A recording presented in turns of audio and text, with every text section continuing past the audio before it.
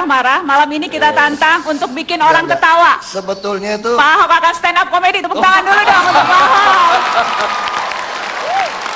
inilah nasib yang namanya Basuki. Ya. Basuki itu nggak pernah jadi penyanyi, pasti pelawak. Udah nasib. Saya kenapa pakai batik kayak pejabat? Saya masalah tuh saya suka lupa saya itu pejabat. Jadi sebetulnya saya ini orang yang sopan, tau nggak? Cuma karena kesopanan seorang pejabat itu beda dengan kesopanan lagi di nongkrong di warung kopi. Saya betul-betul lupa. Saya ingat banget waktu itu banjir tahun 2013 awal, Pak Jokowi suruh saya beresin tuh waduk Pluit tuh, karena itu inti dari Jakarta nih, tengah nih. Pokoknya beresin waduk Pluit, jangan sampai damnya jebol. Kalau jebol bisa meninggal. Oke Pak, siap Pak. Terus pagi-pagi saya ngatur 1.200 orang mau pindah, mau ngerayu ke Marunda. Jadi di kantor lurah saya cek semua. Tiba-tiba ini jam 10 nih, sampai jam 10. Tiba-tiba semua pegawai PNS itu panik, tau gak? Semua kayak panik terus cepat-cepat turun ke bawah. Ada apa? Saya bilang, ada apa? Pak Wali Kota datang, Pak Wali Kota datang. Langsung saya juga ikut turun cepat-cepat ke bawah. Terus sampai di bawah. Terus Pak Wali Kota lihat saya, dia pikir, waduh mau dimarahin Pak Wagub ini. Mohon maaf Pak, saya terlambat Pak, ada acara keluarga Pak. Terus kenapa mohon maaf sama saya ya? Pak Wagub, mohon maaf Pak. Iya, gue Wagub ya. Otak saya ini, tadi kadang kita politikus, kita ini kelamaan jadi pengusaha. Kalau dengar wali kota mah cepet-cepet disambut, takut kita. Ya malam ini saya pakai baju ini terus saya mengingatkan saya itu saya ini gubernur. Saya takut nanti depan Pak JK saya salah kepreset gimana? Gawat kan? Terus kemarin saya tanya di teman, kok kayaknya lu lebih sembuh deh sekarang. Minum obatnya apa? Enggak, aku minum obat masih sama, tetap PPG, yang pura-pura gila, pura-pura goblok. 1,5 tablet tiap hari. Kalau kurang pas bahaya. Enggak, lu ada terapi apa? Kok kayaknya sekarang lebih inget kamu tuh gubernur gitu loh. Aku ketemu, dikirimin orang di BBM, kirimin video pendek, bagaimana meningkatkan daya ingat. Gimana caranya? Coba waktu kecil kalau nakal diapain? Diginiin dari mak bapak lu kan. Jadi aku diajarin terapi, tiap hari pegang begini, turun naik supaya ingat, eling bahwa lu tuh pejabat. Hok, lu jangan macam-macam, nih masih gini terus naik terus.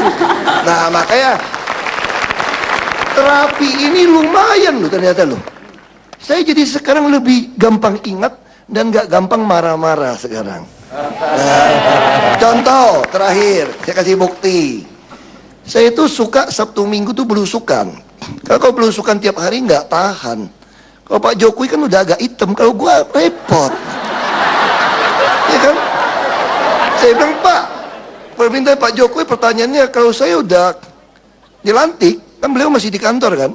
Kalau saya udah dilantik, kira-kira belusukan nggak nih Pak Gubernur ini?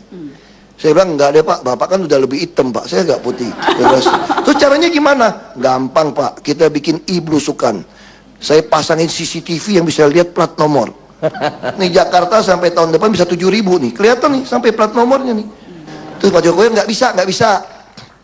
Tetap harus ke lapangan, karena ketemu rakyat itu beda, kata beliau kan. Saya setuju Pak, jadi kapan? Kita cari yang gratisan Pak. Kapan yang gratisan? Ngumpulin masa yang gratisan, tunggu undangan kampung. Ya kan, kasih ampau doang, ngumpulin orang banyak duduk aja situ, kawinan. Terus datang kampung-kampung pelosok kan, ada yang datang di rel kereta api, samping rel kereta api tembok dijebol, dibikin panggung pesta. Terus saya datang kan, ya ini rel kereta api nih jalan kan. Terus apa saya nyalamin, ahok gitu tuh. Emang cuma dulu doang dipanggil. Aku juga kakak dipanggil gubernur. Ahok datang. Ya udah, begitu masuk, biasa kan, foto-foto kan, udah foto-foto pulang, terus mobil masih jauh nih, saya lagi jalan nih. Waduh, ini kayaknya ada preman-preman juga nih. Banyak pakai tato-tato, tapi ada pengawal nih. Terus begitu naik ke mobil, jalan pelan, jalan berbatu jelek, buka kaca. Tahu nggak tuh? Masyarakat panggil apa tahu nggak? Ahok, enggak. Pak, tolong ya Pak, jangan digusur ya Pak. jahil. Tiap kali aku datang dia mau gusur. Datang ke tepi sungai juga sama. Pak, tolong ya Pak, habis dari sini jangan digusur ya. Terus saya jawabnya apa coba? Masih terus terang, ini zaman modern, nggak bisa bohong. Kaca belum tutup, bilang ini. Tenang, belum giliran, tapi pasti digusur. Saya kira itulah kira-kira suka dukanya. Terima kasih. Terima kasih Pak Ahok, Pak Ganjar, terima kasih. Masih akan ada surprise. Tadi aku sebut Kang Emil Bapak Jomblo Nasional. Karena kayaknya wali kota yang paling concern sama nasib para jomblo itu Kang Emil. Sampai bikin taman jomblo loh di Bandung. Gini, itu efektif nggak taman jomblo? Harus dibuktikan dulu. Di Bandung itu penduduknya kan 2,7 juta, 60% di bawah 40 tahun. Dan ini mewakili populasi Indonesia. Nah, secara statistik di bawah 40 tahun itu rata-rata statusnya memang single. Atau jomblo. Tapi jomblo itu nasib, kalau single itu pilihan. Jadi beda. Sangat memahami tampaknya. Jadi kalau diejek orang bilangnya saya bukan jomblo, saya single. Nah, single, gitu. beda ya, opsi. Tapi saya mau tahu dong komunikasi kalau lewat stand up komedi ya. Stand up komedi dong. Di situ dong. Berarti nyaingin Pak Ahok ya? 3 menit. Ini ngomong-ngomong saingan emang mau maju pilkada DKI? Semua indah pada waktunya. Wes. Assalamualaikum warahmatullahi wabarakatuh. Nama saya Ridwan Kamil. Saya wali kota dari sebuah negeri yang bahagia. Indeks kebahagiaan kota Bandung itu sekarang 70, Pak. Itu artinya warga Bandung adalah warga yang paling bahagia di Indonesia. Kotanya sangat romantis, tiap gerimis otomatis romantis, mojangnya garilis, sampai ada puisi yang mengatakan Bandung diciptakan saat Tuhan sedang tersenyum. Terus ada yang nanya, Pak, kalau Tuhannya agak marahan, kalau Tuhan agak marahan menciptakan Jakarta.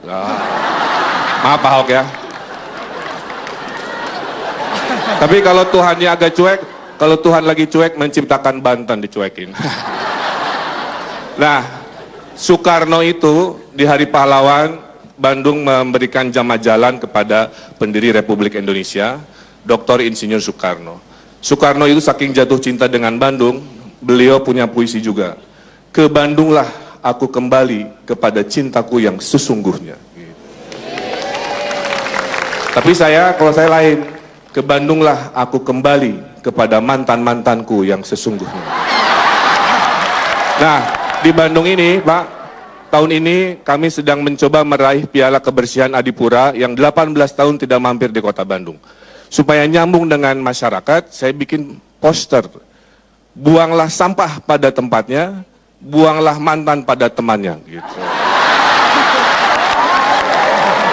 Nah, hati-hati buat yang adik-adik ya. Ini kan lagi musim reuni, ya, lagi musim reuni. Saya baca-baca di ensiklopedia, arti mantan itu alumni hati. Gitu. Karena alumni hati berbahaya karena suka ngajak reuni, gitu. Nah, ada di Bandung juga kita menggunakan kalimat-kalimat tadi untuk mengajak masyarakat berubah. Ada sebuah puisi di dinding ditulis, berakit-rakit ke hulu, berenang-renang kemudian. Mantanmu sudah ke penghulu, kenapa kamu masih sendirian? Gitu.